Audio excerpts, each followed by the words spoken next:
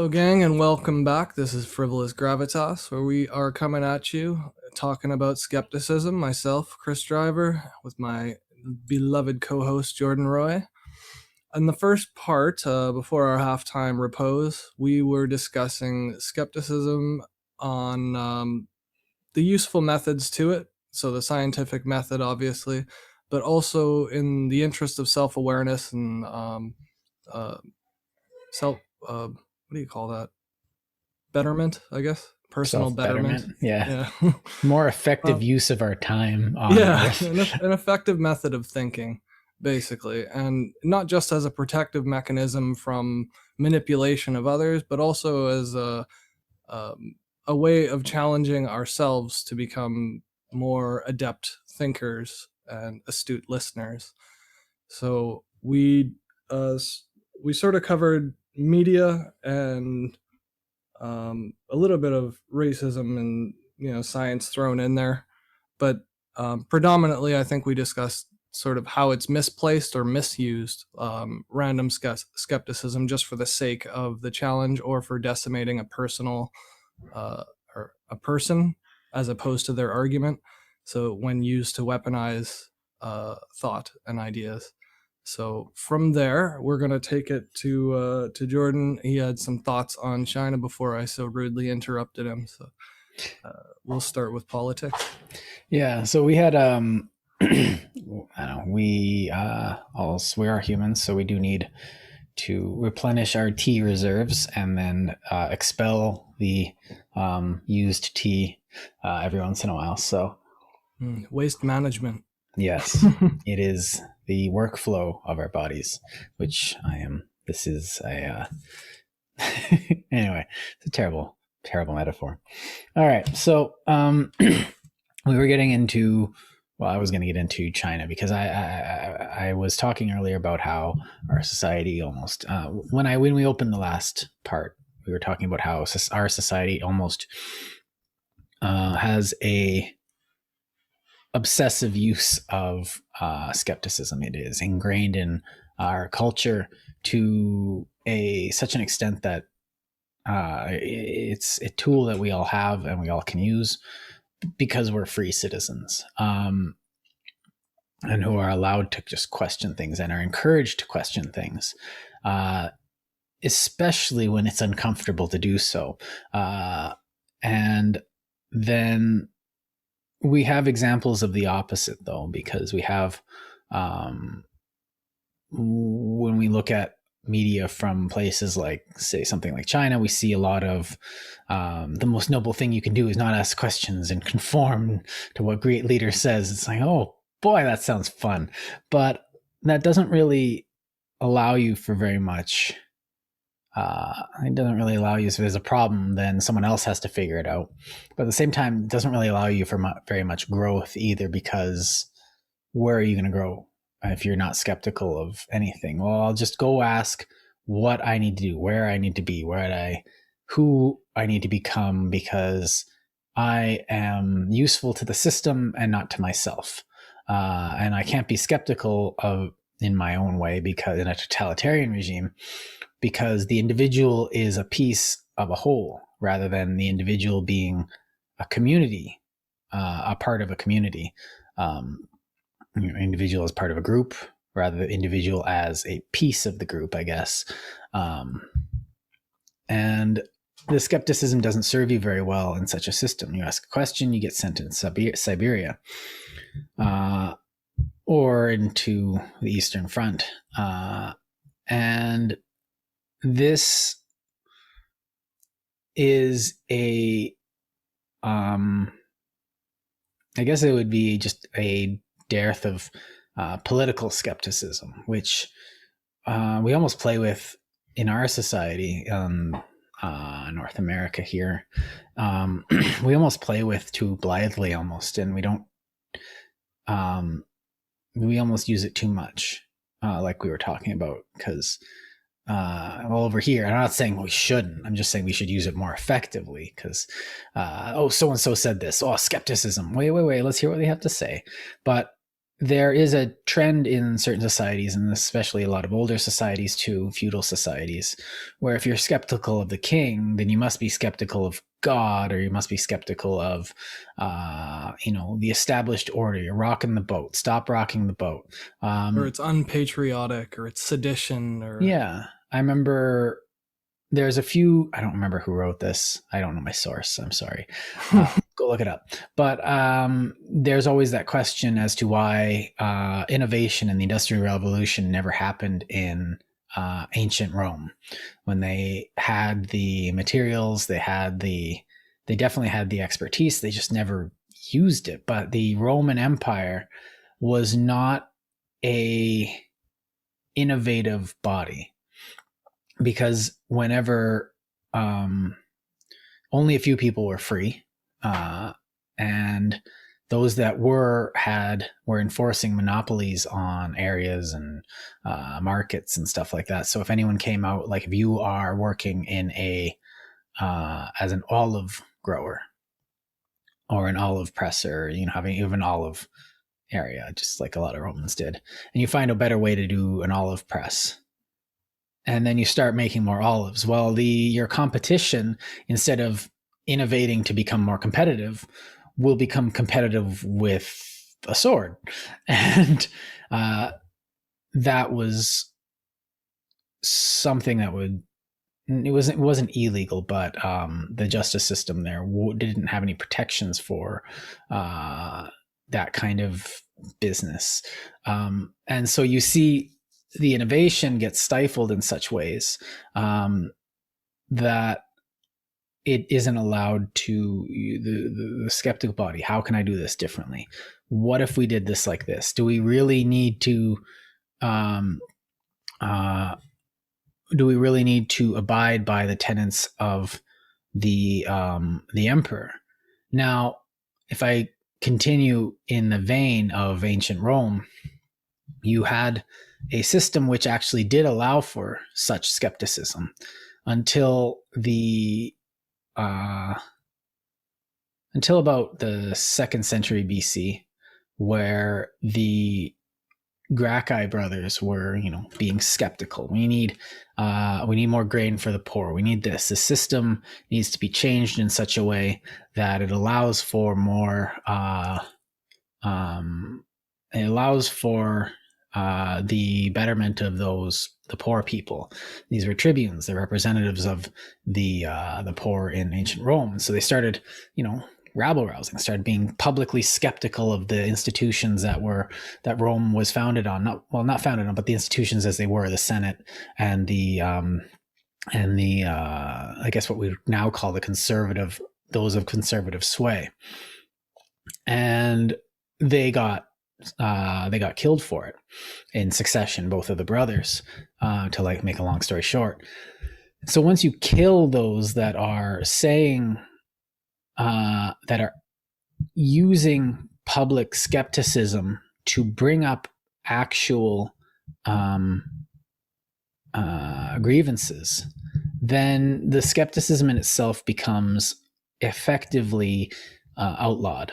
It becomes something that's not worth doing. We'll just do what we know. And so you don't get new oil presses. You don't get more effective windmills, or you don't get more effective canals. You don't get more effective engines. Steam engines don't get invented. Better ways of organizing humanity. You don't get people like John Locke saying, what if we did things a bit different? And then you don't get people after him saying, okay, yeah, but what if we did that without God? And then you get people after that going, okay, what if we cut off your head? And without asking, so you read someone in the political sphere that is asking a question. Why aren't the poor being fed? Why can the crown just take away my property? And then when you silence that sort of skepticism, what happens is you end up with only totalizing rhetoric left. So, and I'm intentionally not bringing this into the modern period because I have a lot of examples from not And the thing that you get is you get someone like Thomas Paine and the other, and some of the what do you call them, the French revolutionaries. Well, to have a more equitable society, we need to kill the rich, literally, off with their heads. We need to set up a freer society based on science. And nobody was going around questioning the science. In fact, if anyone went around and questioning the science of the new system, and they were using this word very liberally and without any definition, they're just saying it's scientific. We have this new science that we have, and it was like 50 years old. And anyone who questioned it, anyone who was skeptical, was just put in the line and off with their head. At the same time, on the other side of the canal, you get a counter thing where anybody who shows revolutionary rhetoric gets, it wasn't as intrinsically bad, but they were treated in a very similar totalizing way. Anyone who's a Jacobin, just get rid of them. Don't even deal with that. And the French Revolution was based on legitimate grievances, legitimate skepticisms over the political construction of the time. And it ended up doing exactly the opposite. It ended up making it a less, just not free in a different way, essentially. They just made another system that was unable to provide food, unable to provide wealth, and unable to provide a route for skepticism. This all came apart later on with the introduction of in the same time period and later, with the salon and the coffee houses, where people were allowed to get together and essentially just talk. And when people talk, they complain. We've known people, and when they complain, this is nascent skepticism. They want to explain, why is my life so hard in this thing? Well, what can we do to change it? I want things to be better. People naturally do this. And so a lot of places like Turkey straight up outlawed coffee because they didn't want people talking, and they didn't want people innovating, and they didn't want people being skeptical. So you see this more and more and more, and we start getting a more and more free society, civil rights and whatnot, up until the 60s, when we were allowed to be skeptical about everything. And I'm not decrying this, but nowadays we have a political situation where we're almost using skepticism as a way to not be skeptical, with the advent of the internet. And we have all these wonderful things where it's a global coffee house. We can go to the proverbial street corner, meet with people who we like to talk to and complain about stuff like we're doing right now. Mm-hmm. And you can go in the comments, and it isn't me just talking. You can talk to me, and we can continue this. This is a conversation. And we can bring up skepticism and bring up our grievances and ask these questions that need to be asked in order for us to go forward. And that's the discussion. When you push the discussion down, then things cannot get better. With a skepticism on a political sphere is necessary for its proper functioning, because without it, you end up with totalizing rhetoric. This side good, that side bad. And once you see that, that's a good sign that any sort of skepticism will be shoved off to the side. And that skepticism luckily, what we have here is we have a forum where we can be openly skeptical. And well, they can demonetize us. Well, we're not monetized. Well, they can censor it for using inappropriate words. There's one channel I saw that has to censor every word that YouTube finds problematic, which is a negation of skepticism. He's like, not allowed to be skeptical of this, and he can't say words like ideology and massacre and Stalin. Tiananmen, yeah. So this is a pressure from outside that we're seeing, and I don't want to be a conspiratorial thinker, but if I was another country, I'd be doing it to us. And you get pressure on the companies from another global business partner, legitimate global business partner, even though we don't like them, who is telling us that we need to stop our skepticism because our skepticism is going to turn on them. And they don't like how we're talking about our manufacturers all going over there. And they don't like how we're talking about, re-upping American and Canadian manufacturing and, building our own stuff and figuring out how to bring the system into the, modern age and get past all this identitarian and political nonsense that is just small peanuts in the grand sense. And to be skeptical means to try and move forward because you're innately trying to mull over a problem and find something that works better.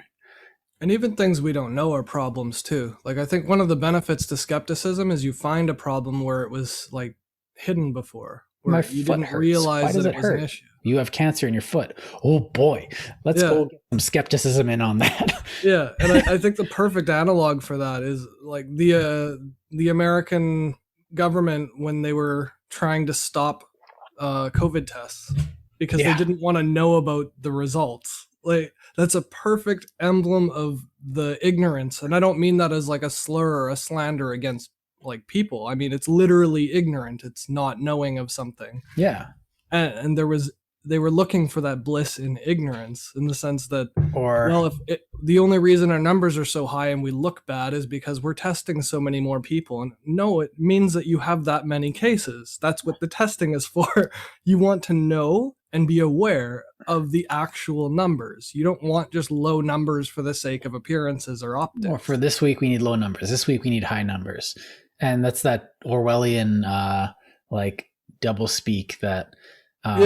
And it's the same thing in Europe. But it feeds back onto the people. That's the funny thing, because the feedback loop to it is people that hear the numbers every day aren't questioning the numbers, how they're calculated, how they're, so there's skeptics out there, and I use air quotes because they're saying, oh, well, these people would have died anyway because they had pre-existing conditions. Yeah. Rather than looking up the formula to figure out how they were factoring in people with pre-existing conditions, they automatically washed their hands of thought and said, nope, these numbers are just wrong. One of my favorite examples of that. Yeah. One of my favorite examples, and this is kind of, even to bring it up is kind of hot water because in Germany, they don't publish the ethnicity of criminals. Why? Because it would make people racist. Yeah. It's like, wait, hold on a second. But they're actually doing the crimes. Yeah. So there's an issue there. There's something that needs to be dealt with. Either like maybe immigrants are not being inducted properly, or you don't have a very good selection process of letting people in, or maybe your education system's failing, you're immigrants. Like that should be a problem of the government to look after the people too. Like, if people think stupid things, it's probably got something to do with the government. Instead of being like, well, we don't want to be racist, or we're going to put it in the corner. And then we're not going to deal with it because dealing with it would be racist. If we had a racial policy, then we could turn into Nazis. It's like you're literally putting a program to help a certain group of people. Meanwhile, France did the exact opposite, right? Where they started trying to ban religious emblems and scarves in school, and after the Charlie Hebdo thing, like the France went to the actual opposite end and said Muslims need to integrate, and you're like, whoa, that's not free. You can't say that. And that was but they're discouraging the skepticism, right? Where people can't accept the fact that some people are going to believe in things that you don't believe in. It doesn't mean you can't live in a civil society beside them. It doesn't mean you got to set up laws that restrict the rights and freedoms of people of a certain belief, because that literally is prejudice. Could you imagine? The goal is to alleviate prejudice that's not functioning. Could you imagine a world where, or like even you live in Manitoba, and I say, okay, I take over, I don't know, there's a whole bunch of me, just like 3 million Jordan. And we all think the same. We all look the same. We all act the same. We're all the same. And you have to live beside me. Could you imagine what a boring and obnoxious country it would be to have 3 million Jordans just doing Jordan things and only thinking Jordan thoughts and just going around thinking just in this way? It would be the most obnoxious society on the planet. Not just because it's me, but also because no, but anybody, yeah, anybody. It would be like anybody who thinks that, oh, if everyone was more like me. It's like, take a second to think about that. Just take a second to imagine an actual society where everyone thinks exactly like you. That means invention stops unless you invent everything because everybody is like you. Innovation stops. Jokes aren't funny. Yeah. You don't learn anything. You don't get better as a people, and you don't organize yourselves because you're all in it for the same goal and you're all competing for the same rewards. Right. And nobody, it's actually dysfunctional. It can't function. Right. And nobody in this country would eat like cauliflower ever. There would be no cheese bread in my entire country. What a dismal dystopia that would be. I don't even like it, but I know people love it. So there would be none. And for someone to speak out, it's like, dude, you're part of a collective. What do you have to be like? We're all sitting here in peaceful coexistence. It's like, yeah, but are we? Like, that's why I don't get why people bite their tongue. Because, like, to me, that's the greatest contribution you can give to your fellow man in civil society is your opinion. Right. That's the most valuable resource we have as a collective, is a group of people thinking individually for the group's greater good. That's what organization means. That's exactly how civilized society works. That's why it's productive. Right. But to not be able to question things like capitalism just because, well, look how great capitalism is. There's no way that socialism could possibly work because it never has. That type of thinking means that you can't think beyond what already exists. Yeah. That laws were once written, but the people who wrote them must be deified because nobody else can ever write a law after that. No. We can't fathom a new law because it's not already written in law because we're so hell-bent on this precedent. Yeah, well, Canada is kind of a weird case because our constitution is, I did a bit of studying and it's just like, there is no end to our constitution. I was like, oh man, I cannot. But the American one is really interesting because they realized that they were stupid and they realized that we're going to be stupid. So here's how you change it. And here's why it's difficult. And it's just like, that's some big brain move because it's allowing for a skepticism. And it's allowing for discussion. But banning thought in a university isn't conducive to further thought. No. Like, things like that are directly diametrically opposed. They're not just counterproductive, they're anti-productive. Right. And the thing is that we can't look to the American founding fathers as, and if you're American, there's lots of Americans, more Americans than Canadians. That's why I'm talking about them. We can't just look to them as like, they knew what was going on. It's like, no, they literally didn't. And they knew that this will help with some of the more blatant stupidities that humanity shows. But if we get too stupid, there's nothing that this document's going to do for you. You have to try to not be as stupid as possible. This will help if you guys put effort in. It's a guide. It's not doctrine written in stone tablets by a burning bush on the top of a mountain from a tribe of people wandering in the desert. It's just a guide. And it's there so that you don't fall too far off the wagon. Well, and that was malleable. It's open to be amended. And that's why the 30s, though the 30s was really interesting because all that spending on war didn't help. But which is strange because I advocate more spending anyway. But all that spending on World War I and didn't help the economy for reasons we've gone into before. Bullets don't provide value. But at the same time, well, it did get women in the workforce. Did yeah, and rights before then. It did.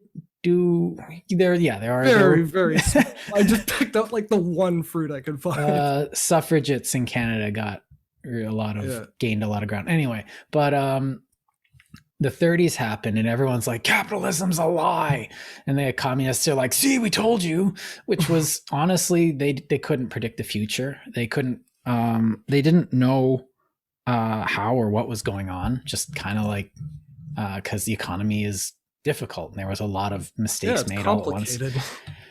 And so the thing was is that a lot of the countries that got out of it, that were able to deal with it, they dealt with it in two ways. Well, three ways, but the third way you're not going to like.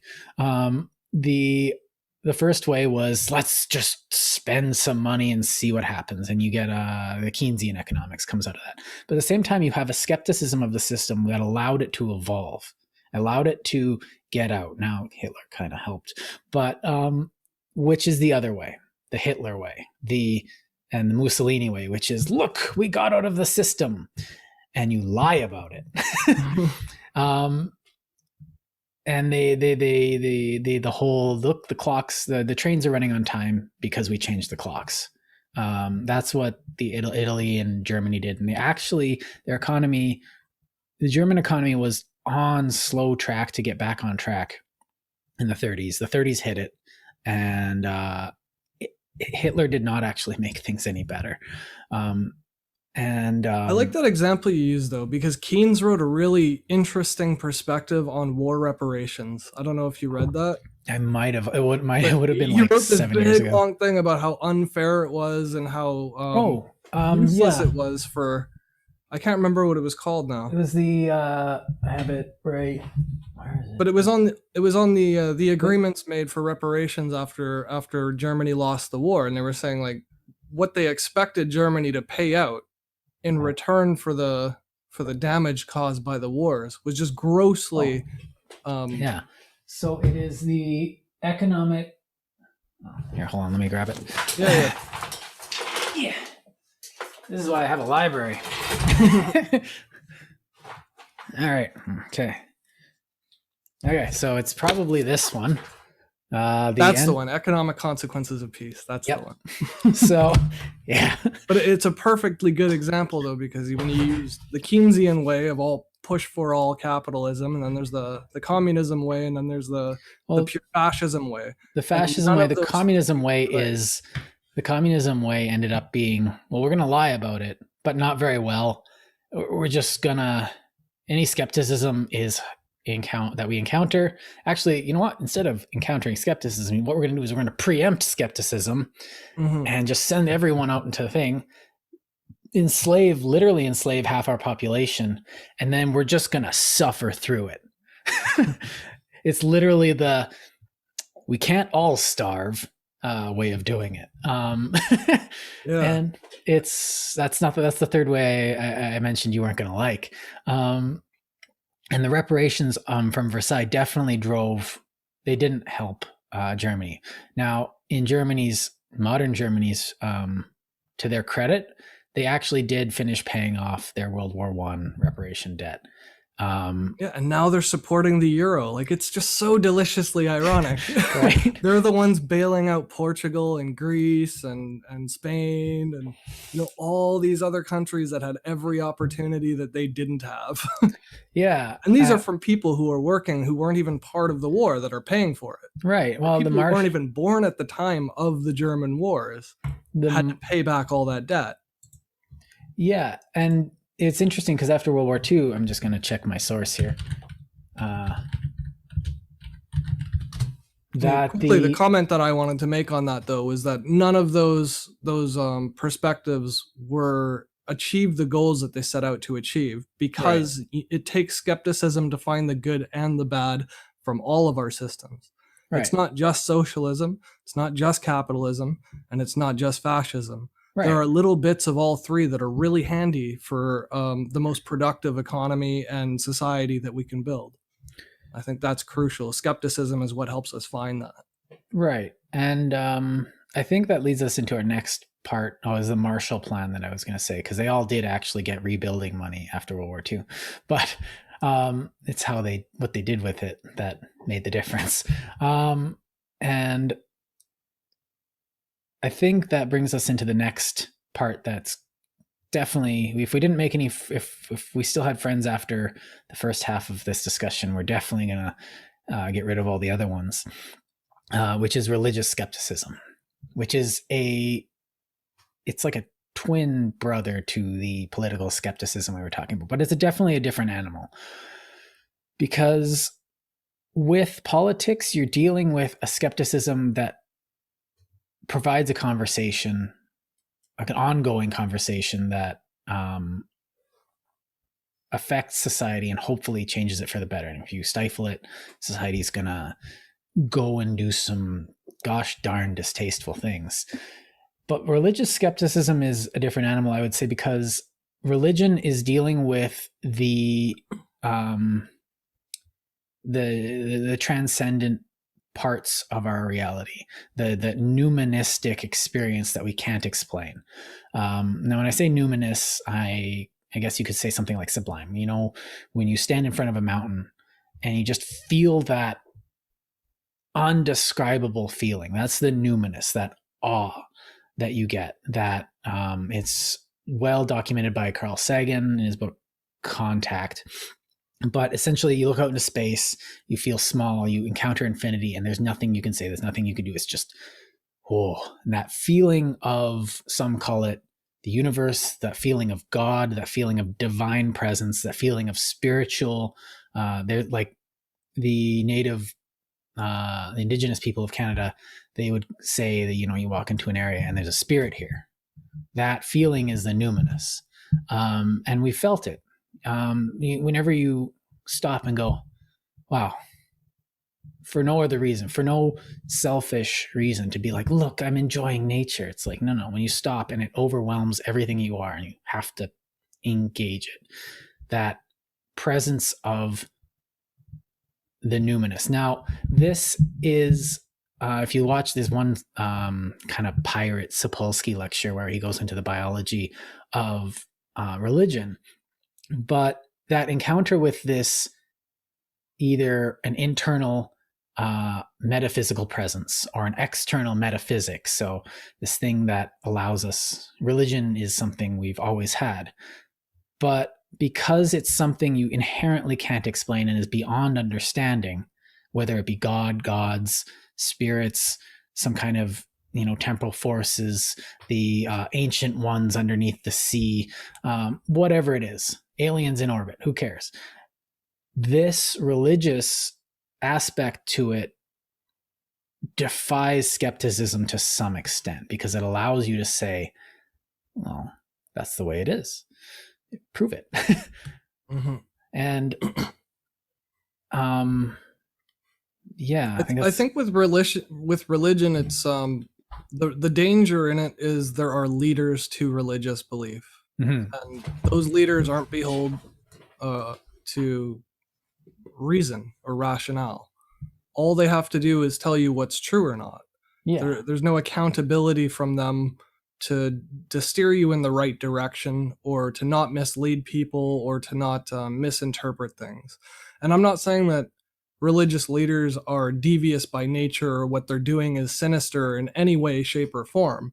I think all religious people, 99% of religious leaders and congregation leaders and priests and all that, I think they all mean well. And I think they all believe that they're doing the right work. But where I take umbrage at their philosophy and doctrine and teaching is when they deny the skeptic's view, because I don't think it's necessary. Like religion isn't predicated, like God and everything created physics.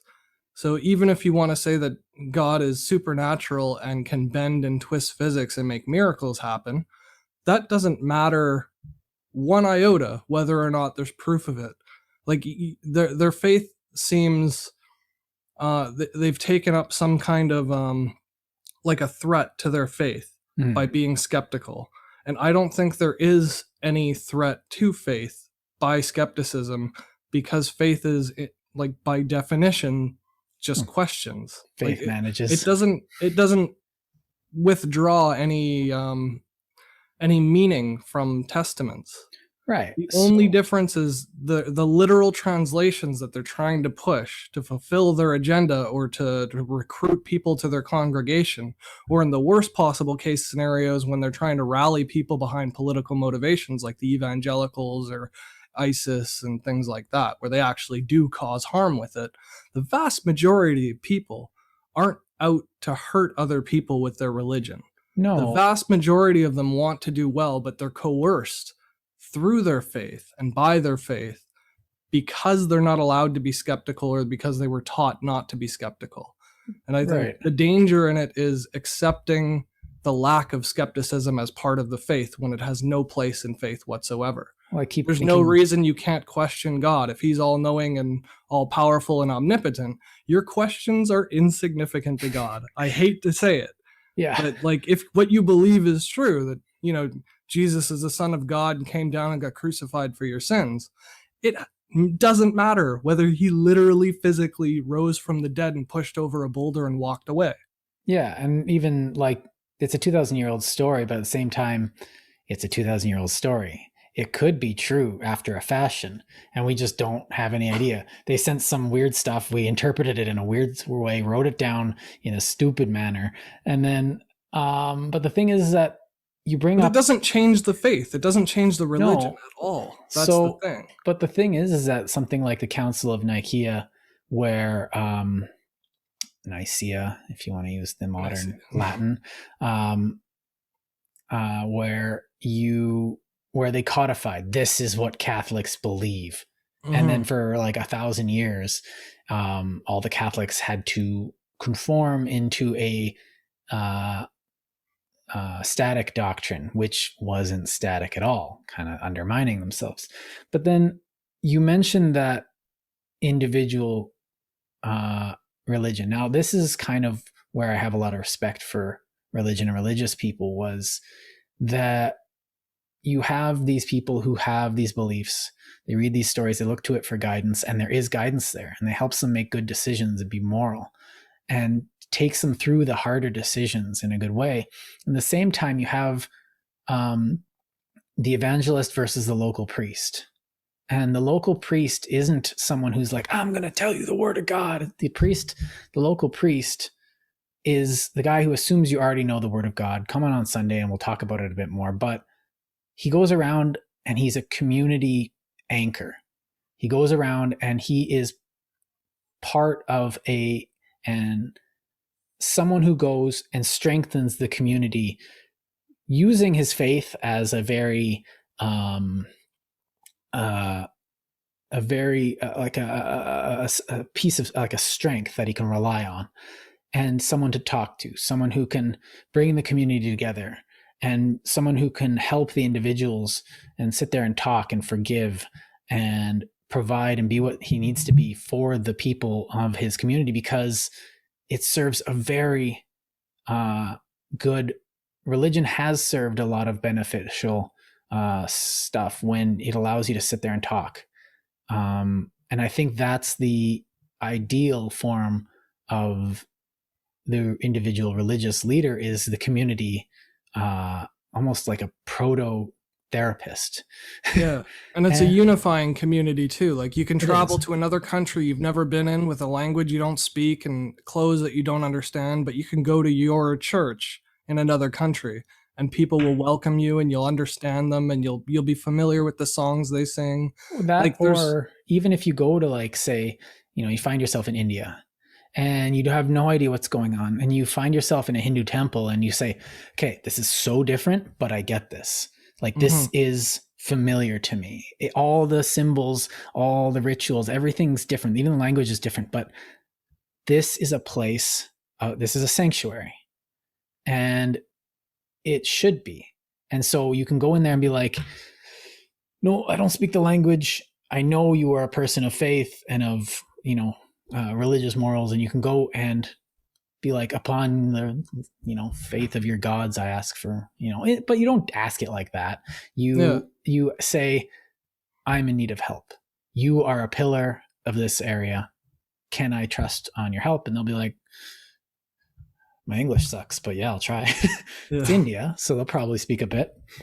And that's the positive aspect of it. And then you mentioned it you went through it very well, how you can form a metaphysical structure of how this, and everyone's in their place, and everyone has to believe this because this and that, and it's just, there's no leeway. And if you don't do what this or that says, then get out of here. But I've seen a lot of, like, you go to a theology class, people are debating what's mentioned here in the Bible or in this Veda or in this koan or whatever. People just sit there and they've always debated, and they've been skeptical, and they've talked about what these ideas actually mean, because these ideas are so some of them are so complex and so vague, and it's the only way to get them down onto paper is to be vague about it. Like, this is kind of what I'm thinking, said the guy 4,000 years ago when they first thought up something. And now that's also the beauty in it too, right? Right. Like, So it's the poetry of the language they had to try to use to describe things they didn't have words for. right. I think that's amazing. Well, and we still have to do that, because describe that feeling you get when you stand at the base of a mountain and look at it. It's like, I need poetry for this. Mhm. And you put it down and you're like, that's God, or that's a earth spirit, or whatever.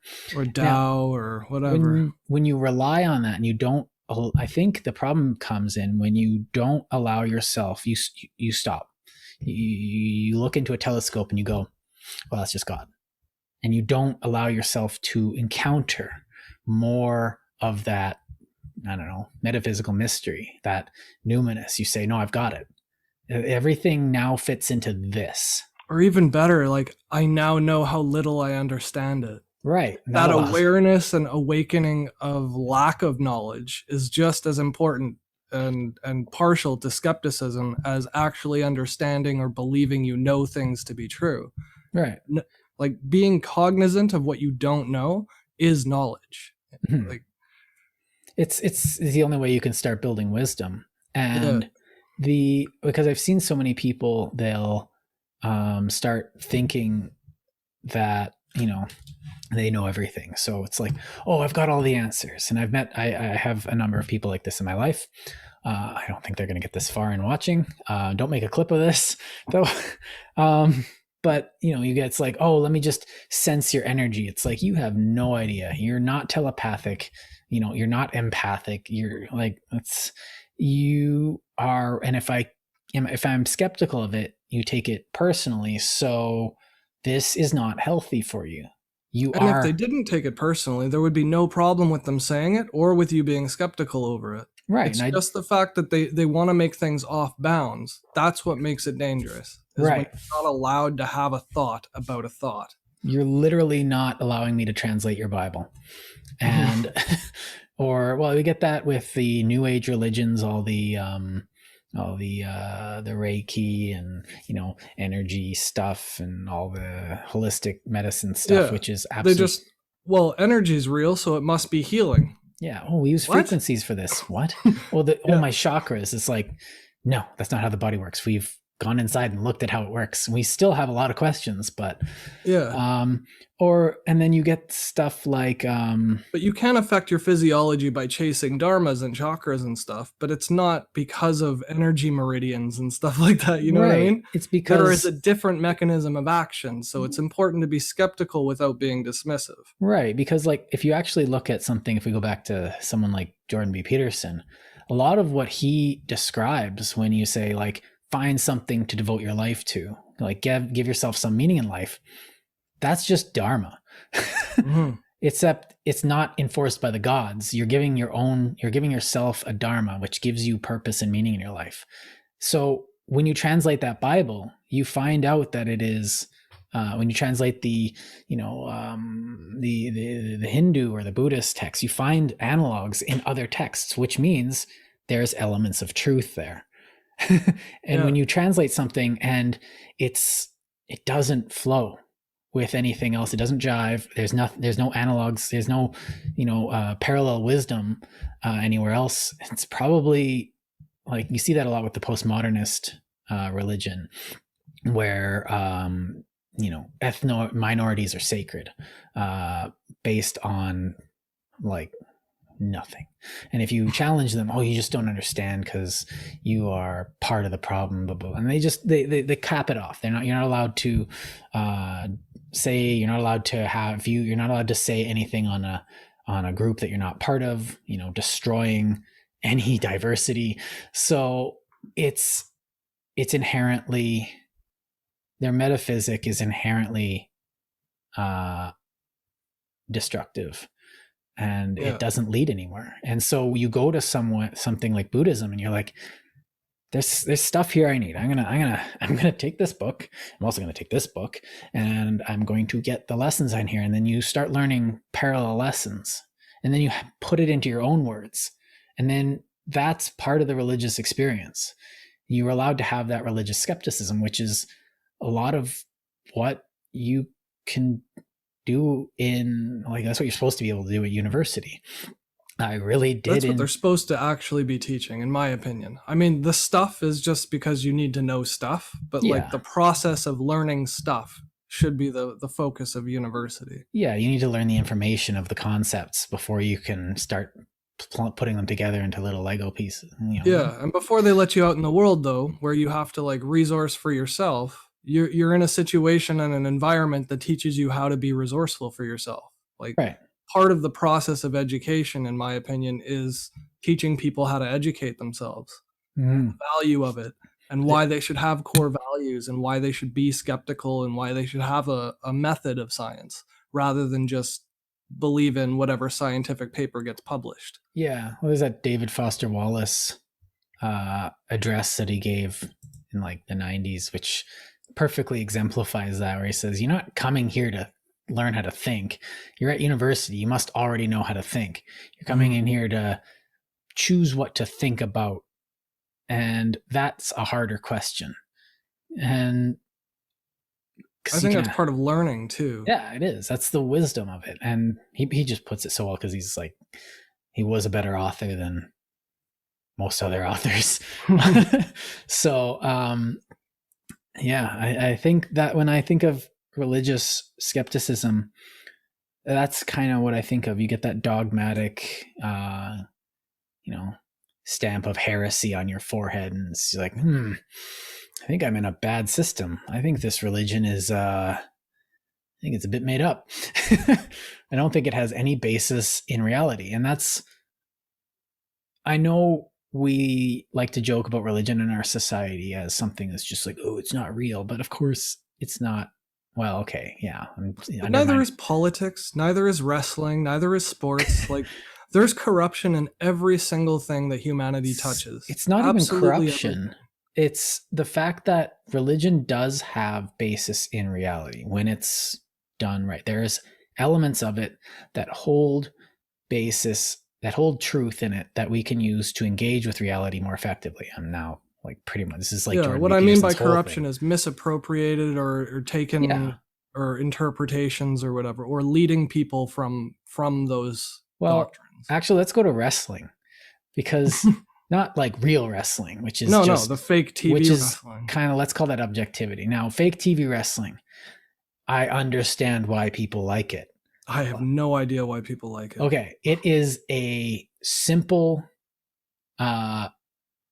story. It uses story and conflict, and I'm gonna beat you up because I'm a winner. I'm gonna beat you up because I'm a winner. But it almost right. No, well, it's no better than Dragon Ball Z, essentially. But it's way worse than Dragon Ball Z. Oh, I know, but it's theater, essentially. It's epic. It is epic theater. And when you treat it like that, and then you stop being cynical about it. To me, it's like a brothel theater, though. It's trash theater. Oh, of course. There's no poetry to it. There's no music to it. There's music. The only art form is throwing people around, and that's like ballet. But you got a bunch of guys dressed in tighty whities, greased up on steroids, throwing each other around for ballet. It's not really that appealing. Right. Well, I can't get into it. I'm not. No, I'm not saying you're into it. I'm just saying I don't get it. Because there is Shakespeare out there that you could read. I feel like you could do the WWE could take a bunch of their characters and adapt Shakespeare for wrestling, and that would probably sell. I would watch Mercutio, no, and it would, but like they do it within the medium of wrestling, with the aesthetic. Don't change anything. Like, do the story. Yeah. And I think that's the thing. But instead of sword fighting and stuff, you throw them off the top rung and hit them with a chair. Boom! And then you see Lady Macbeth be like, kill him. Yeah. But and he'd be like, no, I cannot. But see, that at least I'd understand, because then you'd be applying some form of ingenuity to it. Right. Like, to me, it's really cretin and simple and Neanderthal-ish to just be a grunt that's mad and angry and wants to hurt people. There is, and stick them in a ring with other grunts that are mad and angry and want to hurt people. Right. But the fact is that people understand that to some extent. And it's also fun. Now, here's the other thing about it, is that wrestling is fun for the people wrestling. Yeah, totally. Playing out their character, being like, I'm gonna beat you up. It's fun. And jumping around on the bouncy mat, and there's a bit of art to it, but and I think, okay, I wanted to bring it back. That was fun, but wrestling as an element of truth to it. But if you take it, no, sorry, what I was gonna say, it does have that. But one of the things is that if you go around saying, well, wrestling's fake, well, you're wrestling atheist. But if you're going to be a wrestling fundamentalist, you are going to go around being like, no, like, this is real. It's got like, and they can't handle criticism of, like, if you say, this is, and they like pay way too much attention to the canon of the long storyline and the lore. And if you say anything bad about it, they can't handle it. And these are the two extremes. Whereas the healthy way to absorb wrestling would just be to be like, yes, it's not real wrestling. They're not actually beating the living tar out of each other. Although it does look like sometimes they don't do it quite right and do get hurt. But the thing about it is that you wouldn't enjoy it because it's authentic and real, and real wrestling is real. It's like, no, HBO's fake and everybody watches HBO. Right. So it's that denial of the fakeness, though, that bothers me. Mm-hmm. You know what I mean? The people who can't be skeptical about things they enjoy, whether it's religion or wrestling or politics, like the people who can't be skeptical about their own opinions and pre-existing beliefs, that to me just screams cognitive dissonance. It does. Like, if you're right, there's no harm in questioning it. And if you're not sure that you're right, that's all the more reason to question it. Right. That's the function of skepticism. I like this thing, and if anyone criticizes it, yeah, like you get that with like Star Wars and Star Trek and stuff like that. And that's just fun. Yeah, and like, I don't know, if you don't like this movie of Star Trek, then that means this and this. Is like, dude, you need to chill. Yeah, you're missing the point, because you are now being a religious, fanatic. You are denying me my skepticism of your religion, and based on nothing. And the thing is that we can critique stuff, and it's almost become too fun, and to everyone's thinking they're self a critic, but it's part of what we do in our society, though. That's part of intelligence, I think. It would be a sign of lack of intelligence if nobody criticized or questioned things. I don't think it would be possible for an intelligent species to not question things, because you would never get more intelligent by stopping questioning. Right, which is why we always kind of, we're smart enough or we're almost evolved to be like, something's wrong here. The shifty eyes, yeah. Yeah, it's just like, there's not enough food. What can I do about it? Or, maybe the chief is not the best leader. I should, but I'm not the that 8-year-old shouldn't be in charge of the country. Yeah, he's bloodline, but really he's kind of 8. Yeah, he's got a good bloodline, but he doesn't actually seem very sanguine. Oh, there he goes, killing people. Nice pun. Thank you. So, yeah, I think I'm about ready to wrap up. My body's about to give way. Did you have any final thoughts or criticisms? I don't think I'm too skeptical. I think I like what we did. I'll let the viewers take the skepticism from here, and yes, let the pillory begin. Yes, please, only fresh fruit and vegetables. Our goal is to one day get on Rotten Tomatoes. Yeah, we should do like a whole thing and publish it as anyway. I don't know. Oh yeah, as a movie. Yeah. Hey, if Blair Witch can make a movie, then for sure we could have like the podcast, the movie.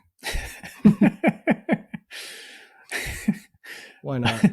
All right. Yeah, I think that's probably good for today. It's thanks good to be everyone back. for watching. If you want the audio only version, we got an RSS feed that you can check out. Links in the description. And I hope you like the clips and the new intro. Yeah, I think that's all the housekeeping we got. Got that through in 15 seconds. Perfect. All right. See you, everyone. Like, share, and subscribe. Ciao. Ciao.